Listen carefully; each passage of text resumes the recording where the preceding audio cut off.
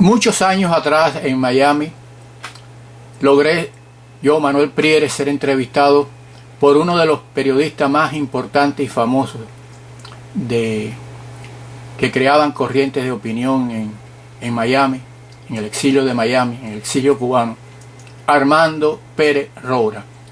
Y por primera vez, hace muchos años, yo, Manuel Prieres, hablé del sovietismo y hablé de esa hidra terrible que en 1923 arrancó para conquistar, para adueñarse del mundo. Le agradezco enormemente a Armando Pérez Roura la oportunidad de dejarme hablar y hablar y hablar por mucho tiempo para yo poder explicar mi tesis, mi teoría, mi denuncia, mi reclamo de ese horror que lo han padecido tantas personas en mucho tiempo. Para ustedes la primera parte de mi entrevista con Armando Pérez Roura en Radio Mambí.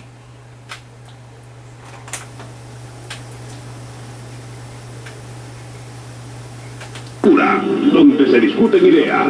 La Mesa Redonda es un programa donde los oyentes tienen la oportunidad de dialogar con los panelistas.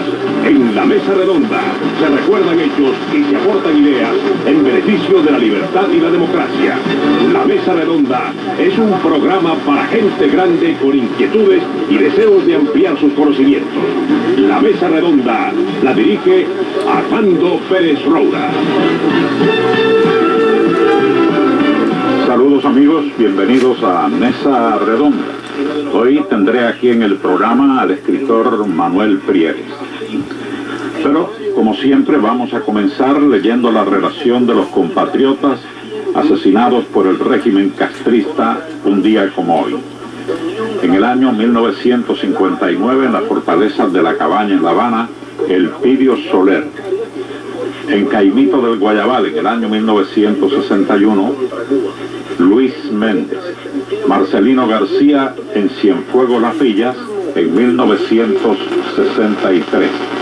En la fortaleza de La Cabaña fueron asesinados en el año 1963 los compatriotas Roberto Echevarría Martínez, Enrique González Cepero, Ismael Marchante Hernández y Omar Prieto Vera.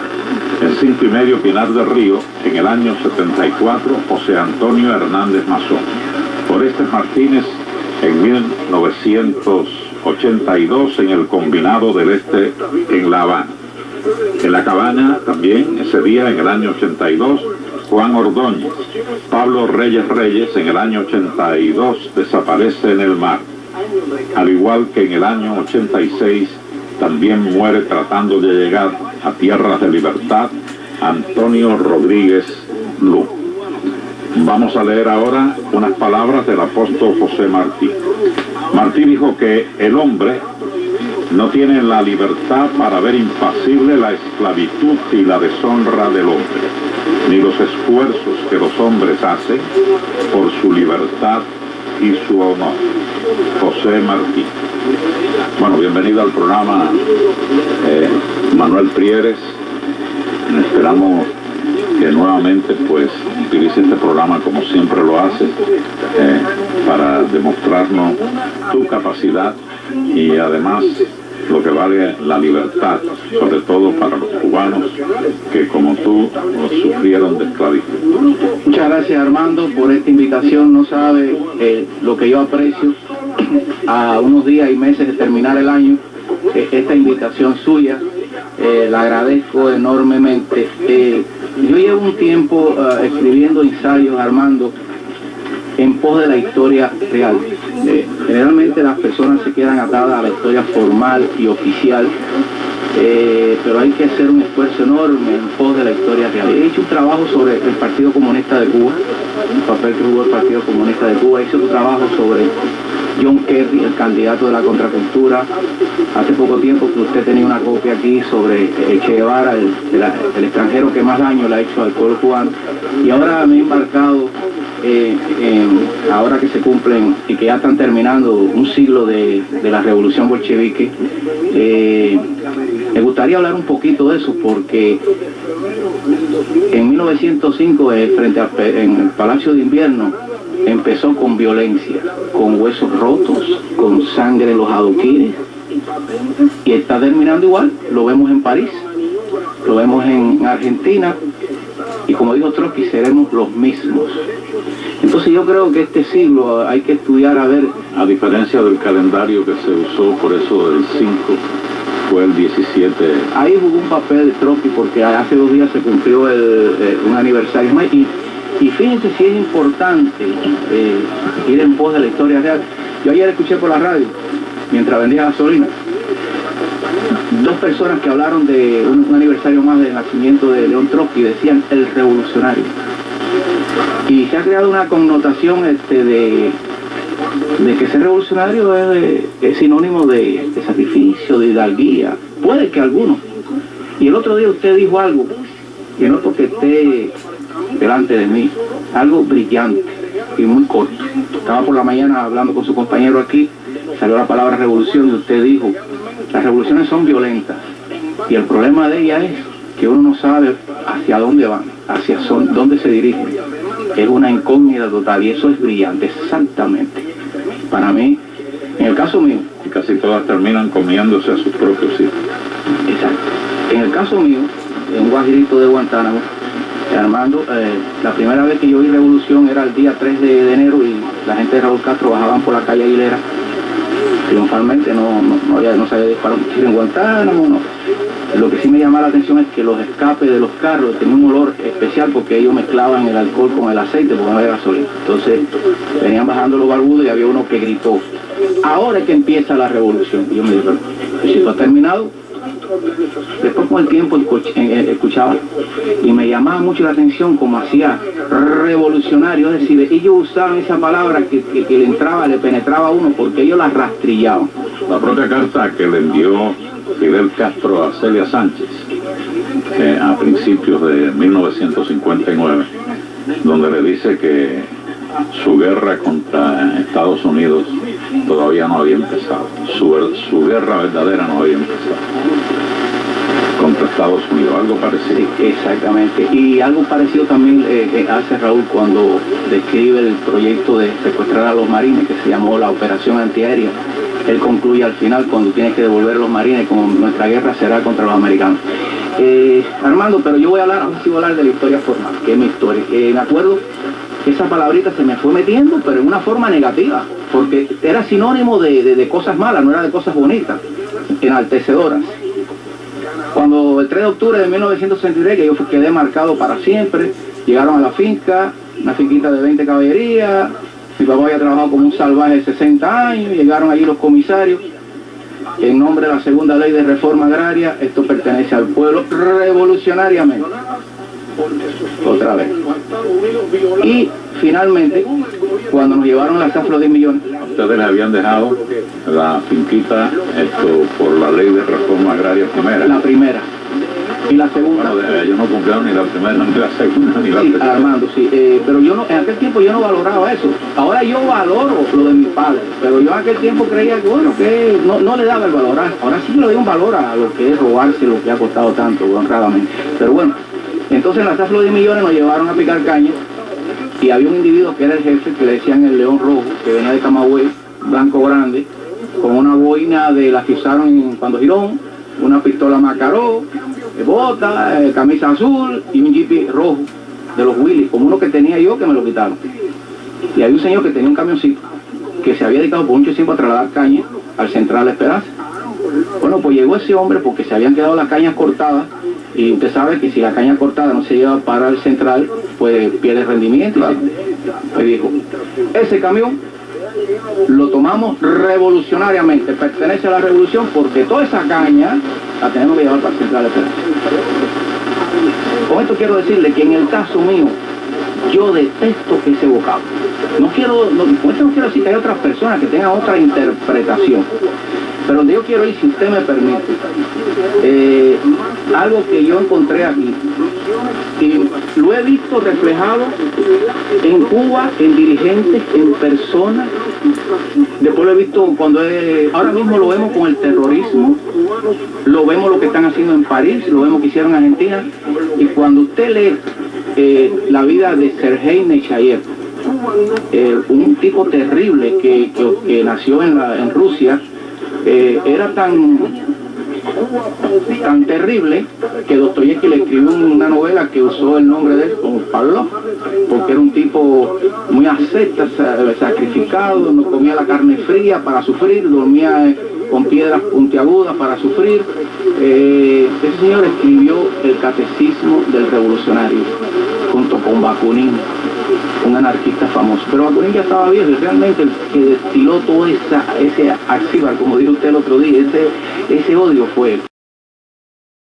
Y yo quiero compartir, porque para que la gente se dé cuenta, como yo me di cuenta, que hay cosas que si nosotros no identificamos a nuestro enemigo, vamos a seguir pagando un alto precio.